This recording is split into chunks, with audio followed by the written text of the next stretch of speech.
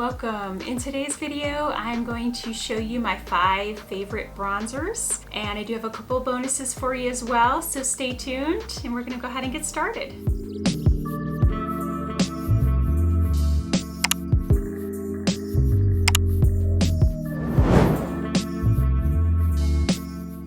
Thank you for stopping by. If you're new here, I'm glad you stopped. If you've been here before, thank you for coming back. Please don't forget to like this video, subscribe, hit that notification, turn on all notifications. Please leave any comments. I'd love to hear any suggestions, anything you enjoyed from this video, anything I could improve on. I'd love to hear, so please leave comments below. Otherwise, we're gonna go ahead and just get started.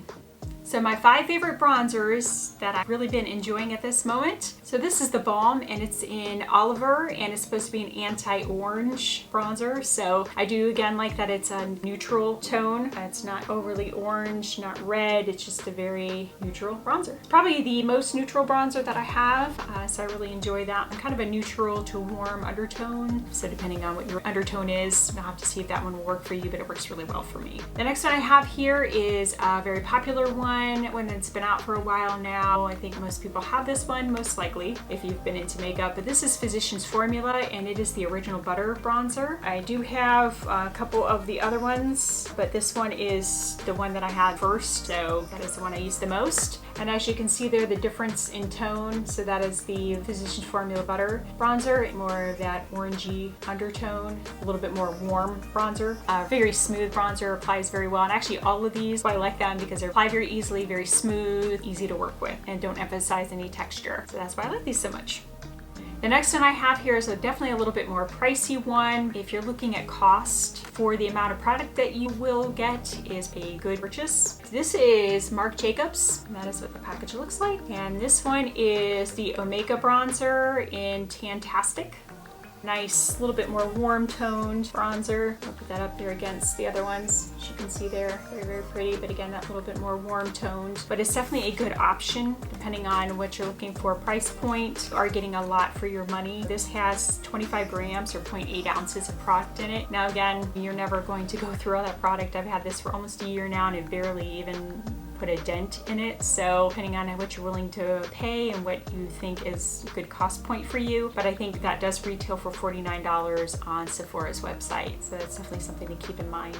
Now the next bronzer I have here, I actually have 2 of them. It's the Milani Silky Matte Bronzer, and I'll just open that up there so you don't get the glare, but this one is in 1 Sunlight, and this one is a number 2 Sun Kissed. Now I do find with my skin tone, I tend to get into the number 2 more. I feel that it is easier for me to work with. I have to work with less product, and I like the undertones. So I'm actually kind of going backwards, but the reason I'm doing that is because I wanted you to see it against the Marc Jacobs. There have been a lot of videos showing these as dupes, so I would definitely say that it's a good dupe. And depending on cost, if you don't mind getting less product but you want to spend less money, then this really might be a good option. And this one, most places retails around $10. You can find it at Ulta, you can find it at places like Target, Walmart, you know, your usual drugstore. So that's a nice thing too. That's definitely more accessible. So that is going to help you make the decision of what to go with. I would definitely go with the Milani. Now this is the number 1, and as you can see, it's definitely lighter, a little bit more neutral, but again, depending on if you're more fair skin, you might want to go with the number 1 versus number 2. For me, I found that I definitely reach for the number 2 a lot more. Now my number 1 bronzer that I have been using pretty much non-stop other than trying other products just for videos. This I've had for a few months now and just absolutely in love with it. It's the Charlotte Tilbury Airbrush Bronzer, and mine is in 2 medium. It's a gorgeous product. It is airbrush. Like they say, it's flawless, it's airbrush. It's also a big pan. It's not quite as big as the Marc Jacobs, so cost point, it is a little bit more expensive. This one is 16 grams versus the Marc Jacobs has 25 grams and 0.56 ounces compared to the 0.8 ounces for Marc Jacobs. So again, if price point is very, very important to you, you can't go wrong with any of these other options, but to me, this is it. And the cool thing about this, not that you're ever going to go through all this product, but it does have a little hole that you can actually pop this pan out. I have to check, but Charlotte Tilbury was supposed to be coming out with some refills so that you could waste less, so you could keep your compact and just replace the actual inner, I don't know if you can actually see, but it has like this inner rim. inner lip there. So you can just pop that out and then replace just the actual bronzer inside, which is cool. You do save a little bit of money. I think the cost for the bronzer itself is $55. The pan refill is supposed to be $39. If any of that's different, I'll leave that below, but last I remember hearing is that's what the cost was going to be.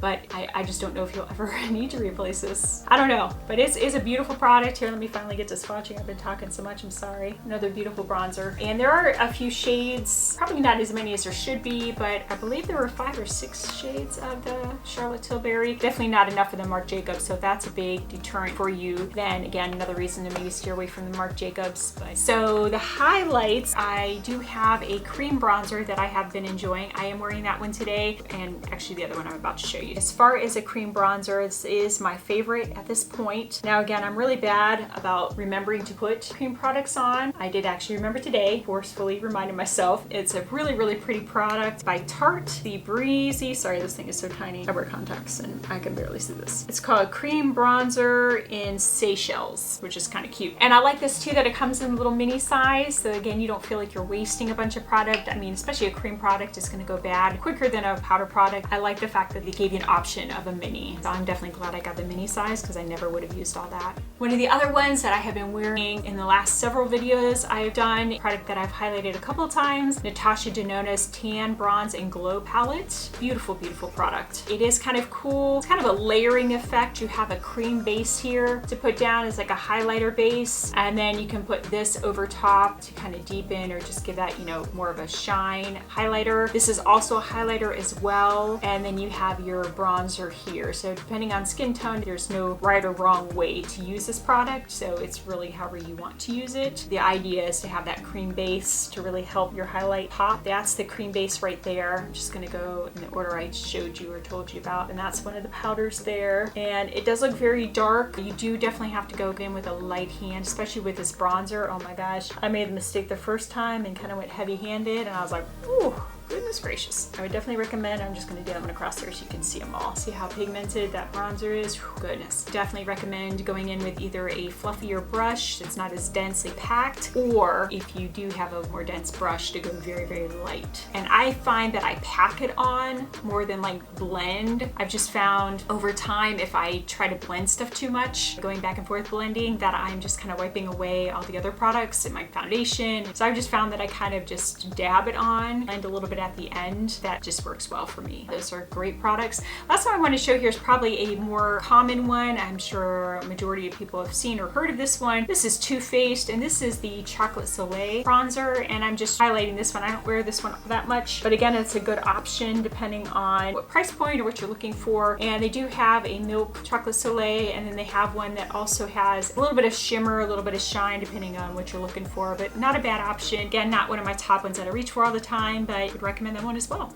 All right, guys, well, thanks for hanging out with me and watching my top bronzers right now. So I threw in a couple extras there, couldn't help it, couldn't leave those out. Hope you enjoyed this video. If you did, please give it a thumbs up, like it. Please subscribe down below if you're not already. Hit the notification bell and turn on all notifications. Don't forget that it's very important so that you are notified every time I upload on Wednesdays and Saturdays at 9 a.m. So stay tuned for those videos. We've got some good stuff coming for you. Otherwise, stay healthy, stay safe, wash your hands, stay hydrated, all the good stuff I keep telling you. So everybody have a great day. See you next time. Bye.